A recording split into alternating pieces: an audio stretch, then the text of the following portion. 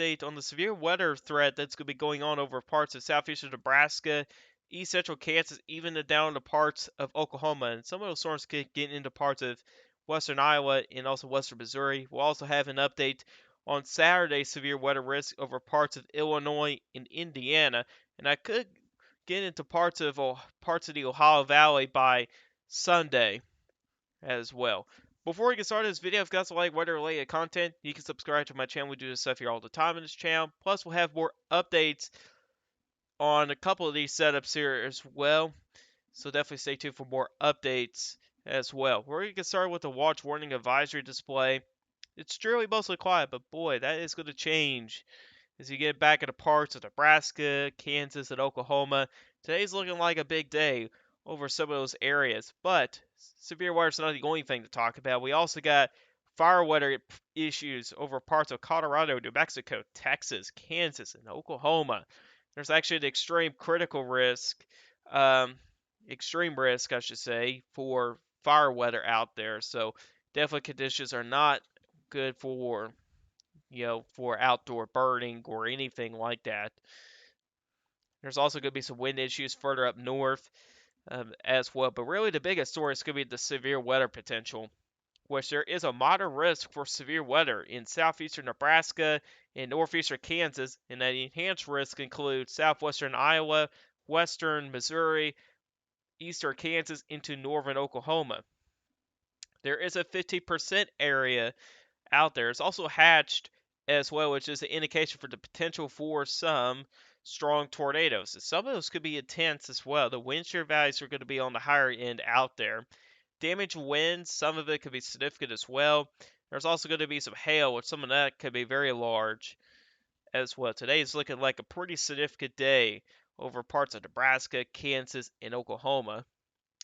Day 2, which is tomorrow, got a slight risk of severe weather for southeastern Wisconsin, eastern Illinois, western Indiana, far western Kentucky, and southeastern Missouri.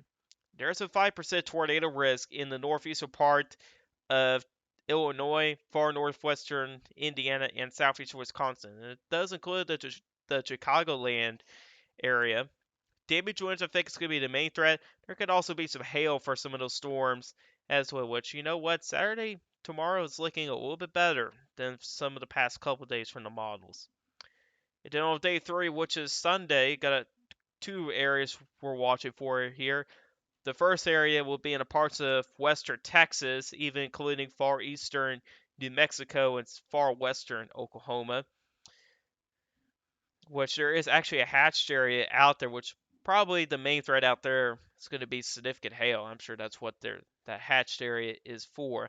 But there's also another area to watch for the potential for strong severe storms. That's over parts of the Ohio Valley. You got a marginal risk that includes eastern Kentucky, western Virginia, most of West Virginia, far western Maryland, southwestern Pennsylvania, and southeastern Ohio. So generally over the central Appalachian Mountains overall, which that could get extended a little bit back to the west as well. So that's something to watch for. Then on day 4, which is Monday, got a slight risk over most of Oklahoma in northern Texas, even for parts of far southern Kansas.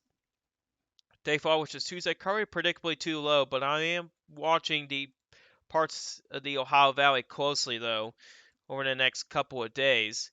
And then on day 6, another severe weather risk over some of the same areas for like the third time.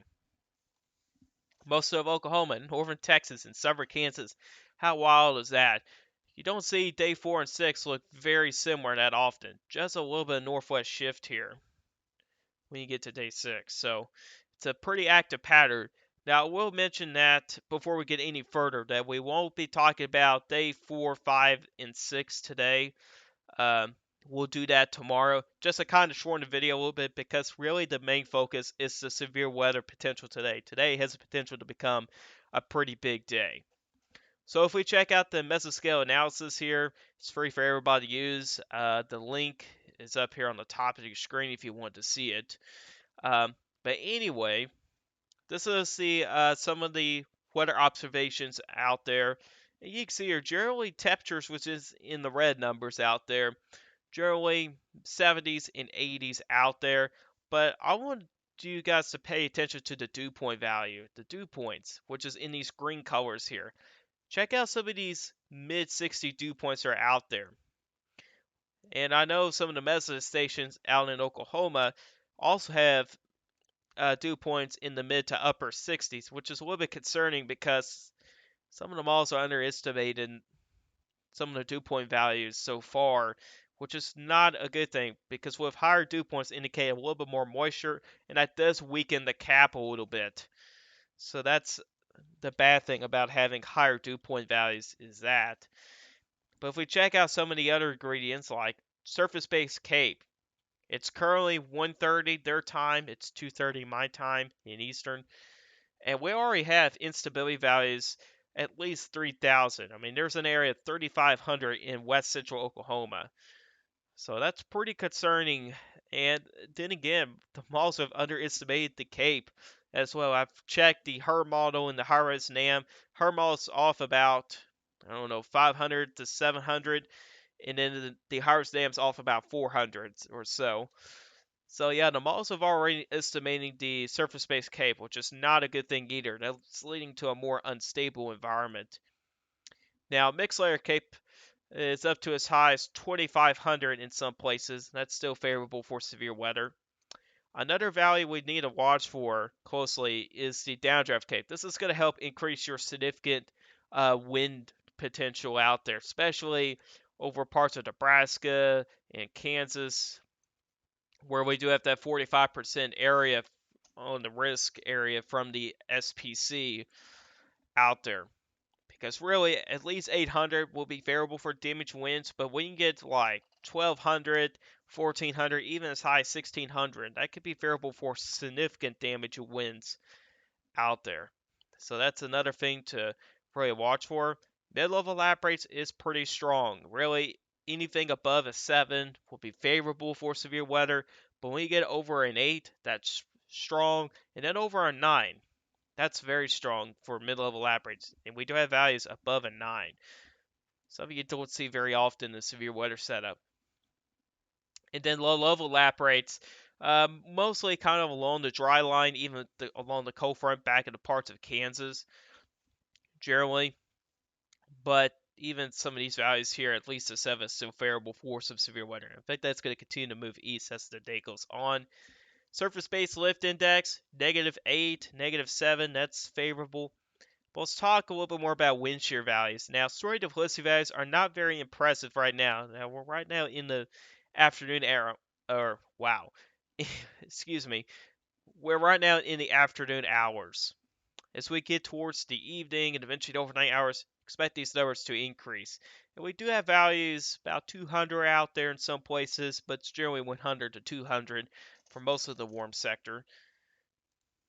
If we go a little bit higher up with the story duplicity, we're now starting to see some higher numbers out there. A little bit lower, pretty much the same thing. Really, over 150 would be favorable for severe weather. But when it comes to tornadoes, when you got numbers at least 300, 400, even 500, that's going to be favorable for some strong tornadoes out there.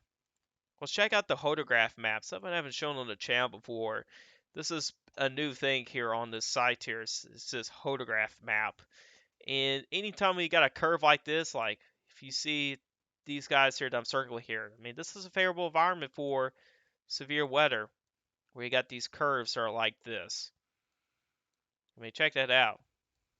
All these curves that are out here across really for a good chunk of the warm sector out there, even up into central Nebraska. So, yeah, the hodographs look pretty good out there, even with wind shear values being on the lower end right now. The hodographs still look pretty good. So I actually like to skew T maps out here. And you will notice here, in some places, we do have that cap in place with some of these skew Ts. And that's why I know showers and thunderstorms have developed, because we got that cap in place, which is another parameter we really need to watch for is the cap. Because when that cap begins to break, that's when thunderstorms are going to form. Another thing, when we look into some of these skew Ts, is where that green line is spread apart from the red line. That's an indication for dry air, Now, we'll focus towards the surface though. In the upper levels, that could be favorable for large hail, but at the surface, that could limit some of that tornado potential out there. Which you can see here, especially down in Oklahoma, where we have some of those higher dew point values. If you look at some of these here, you know what? They pretty much touch the red line, which that means there's a lot of moisture in the lower levels. That's going to be pretty good for tornadoes out there. Now, as you get further north, those dew point values do begin to back off. So we'll have to wait and see how dew points kind of go, because that can affect the severe weather setup as well.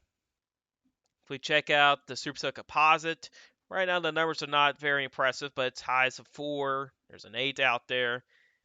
And then if you look at the significant torque parameters, right now it's a 1. So right now the atmosphere, it's not very impressive out there, but of how much instability we're already seeing this early in the day, like up to 3,500, that's quite concerning, because if that continues to rise, we may see surface-based K values up to 4,000 or maybe a little over 4,000, which is very high for instability for this time of year. So that's definitely something else we need to watch for very closely as well, is those instability values and how the wind shear values do go as well. Let's check out the herd model. Now, I will say that the herd model is probably not going to handle this event very well, but I think it will handle the northern mode a little bit better. It's where we're going to have that big cluster of thunderstorms to form.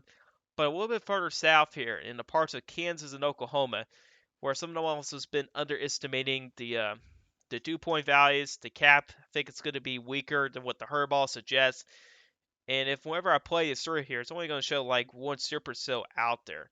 But this is at about peak time heating out there. And you can see here, well, actually a little past peak time heating. You can see where we got a big cluster of thunderstorms running through eastern Nebraska. Those can contain damaging straight line winds. There can be some QLCS tornadoes with some of those as well. And as you get a look further south here, Hermal is suggesting a supercell along the Kansas and Oklahoma border. We definitely need to keep an eye on those storms. Those storms have the potential to produce significant damage in winds, significant hail, and tornadoes. Some of those could be strong to intense tornadoes. And what I mean by intense tornadoes, we could see an EF3. I'm not joking. I mean, the wind shear values are going to be on the higher end. The way the models are projecting when it comes to wind shear values, like the story Felicity, we're seeing values that could be up to well over 500 in some places. And that's going to be favorable for stronger tornadoes out there. Now, like I said earlier, I think there's going to be more supercells out there. I don't think it's not going to be just one supercell. I think there's going to be a couple more supercells out there, especially as you get farther south into Oklahoma, where we do have some of those higher dew point values out there as well. So I think there's going to be more supercells out there what the Hermal suggests, which for the previous events, the Hermal has been uh, underestimating the convection coverage. So that's another thing to note as well. And I think that's becoming a little bit of a bias from the Herm model. It's kind of underestimating the convection coverage out there at this point, because that's what's been happening over the past several setups just like these, for the most part in the plains. If we check out significant wear parameters from the Herm model, you can see here significant wear parameters are pretty elevated out there. Really over a 1, conditions can be favorable for tornadoes, but when you get over a 2, conditions can be favorable for stronger tornadoes.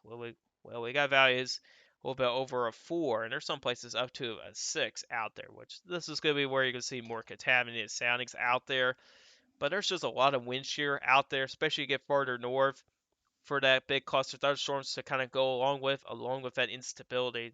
I mean, that's going to be a pretty impressive squall line up there. But if we check out further south here, like in northern Oklahoma, if we get a sounding out there and check that out, you know what? The Hermal is slowly backing off with the cap. It's trending weaker. That's not a good trend at all. If it's going to be trending downward with the cap, trending towards a weaker cap, I should say. Instant Bay values, Cape. I mean, really, so far, model's been underestimating the Cape, so the after might be a little bit more unstable than what it's suggesting out there, showing up as high as 3,200. Now, we're already seeing instant Bay values up to 3,500 already out there, and that could get up to 4,000 by the end of the day.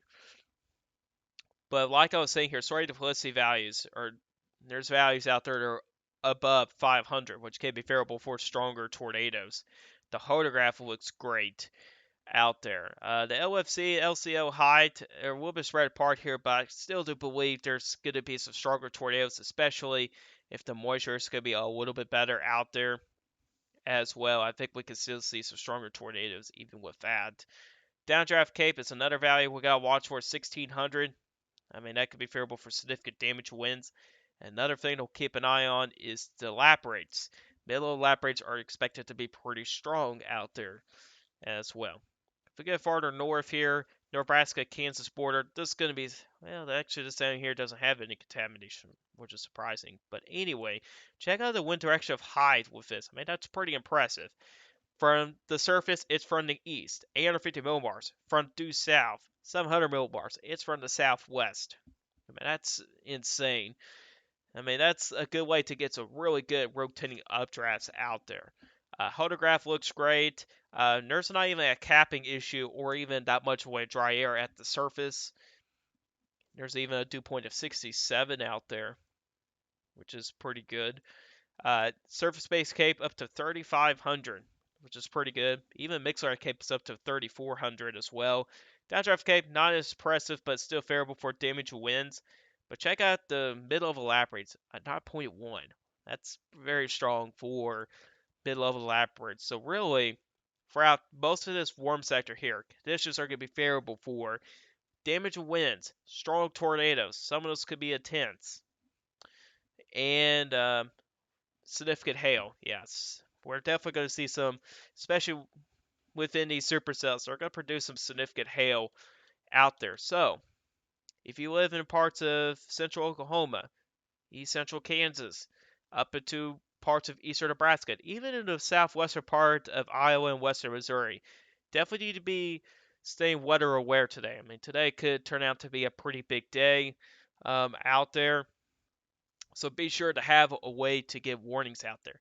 And I almost forgot to show you guys something, and that's the updraft helicity tracks here. Now, like I was saying here, the Hermal's going to underestimate the coverage, so I'm not surprised if we see more tracks out there than what it's suggesting. But regardless, with these higher numbers out there, that indicates some strong circulation within these storms here.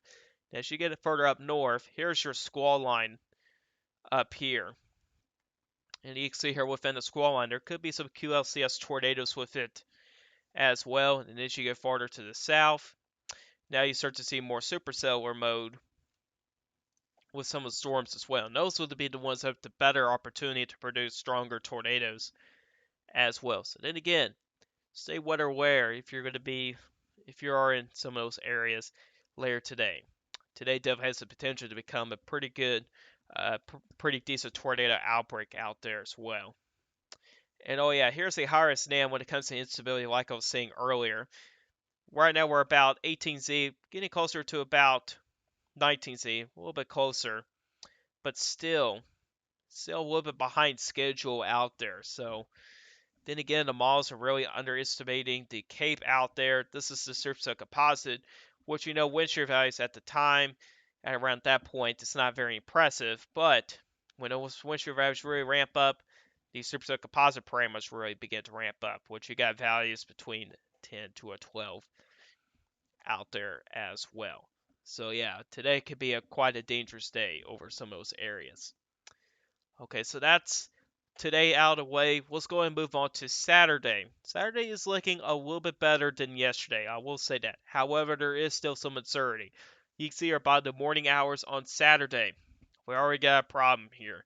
There's going to be a round of morning convection out there, moving across pretty much for most of the warm sector, except for further to the south. In southern Illinois, southern Indiana, and western Kentucky, I don't think we'll be dealing with morning convection at all. I think it's going to be mainly focused in the parts of Illinois and northern Indiana, which you can see here. Now, here's the big question here. I'm a little bit skeptical about this. Will uh, will we have enough time to have the atmosphere destabilized, wherever that morning round moves out of the way? That's really the big question, because there's going to be plenty of wind shear regardless, but Well, the more the convection stick around longer than expected, if that does occur, that can lower the severe weather risk. Or if it moves out here faster, that can also help increase the severe weather risk as well if the convection moves out here quicker. Because if it does, we can see higher instability values, and that could lead to some pretty decent storms to form out there as well. Another thing that I see here is that a lot of them are kind of cluster up a little bit as well, which may help limit the tornado risk potential, but they're still a little bit isolated enough where there might be some tornadoes out there as well. And there could be a couple supercells out there too. You can see here, even by the evening hours, more storms could potentially form behind it. And I think that's along the cold front as well. And I'm pretty sure these storms right here are probably from a prefrontal convection boundary out there as well. So let's check out the environment here in a little bit more detail. Let's check out the significant weather parameters. So you can see here 12Z, conditions not favorable for severe weather. But you can see here, as we get about peak time heating on Saturday, there are some elevated numbers out there. Generally over a 1. I think yesterday most areas were kind of below 1. Now we're starting to see areas kind of between a 1 and a 2. And if we do get a sounding out there in East Central Illinois, you can see here wind shear values are much better than before. Yesterday we had wind shear values like Story to Felicity, kind of low over 200. We're actually seeing numbers above 400. But then again, there's still some questions about instability, which in this setting here, it's got instability values up to 1500 surface space, which is pretty good. But mixed layer CAPE is only as high as 600. So that's another thing to really pay attention to. Another thing I do notice here is that there's not a whole lot of dry air. This is a little bit of a saturated sounding here, which could lead to widespread convection when you get the instability in there. And what could happen with widespread convection? Well, storms cannot get organized and really kind of ruins the warm sector almost altogether. So that's another thing. That's another possibility as well, especially with the stronger wind shear values. You can get a lot of widespread convection out there too with that stronger wind shear as well. So we need to wait and see how lap rates kind of go and how much dry air is going to be out there. Because if we have more dry air out there, that could help prevent that widespread convection issue out there. Otherwise, the Hodograph looks pretty good. Wind shear values still look good. Lap rates are not bad either. Low-level lap rates are not impressive, but mid-level lap rates are alright out there as well. So if this sounding were to be correct, all hazards will be possible. There could be some hail, gusts, strong winds. There could be the possibility for some tornadoes out there as well. And given by the stronger SRH out there, the story to Felicity, there might be a strong tornado out there. That's a possibility, but I think that's just a very low chance. But then again, there's still a lot of uncertainty that out there that can't prevent that strong tornado potential out there. You can see here as you get deeper in the evening hours, there's some higher numbers that do begin to pop up out there. And then you get later in the overnight hours, there's actually still some numbers that still stick around out there. Even into Sunday morning, there's some values out there. And here's a look into the updraft helicity out there. You can see there's not many swaths out there from the Hermal. That could change though. But there are some swaths across parts of northern Indiana, even parts of eastern Indiana as well. But that'll probably likely change as well over the next couple of days out there as well. If we kind of go back to the high-res NAM and check out its preference, you can see here, Supercell Composite parameters look pretty good out there. There's that pocket there, some higher numbers out there, kind of in the same spot here where the Hermal was suggesting, which if we do get sounding out there, high-res NAM,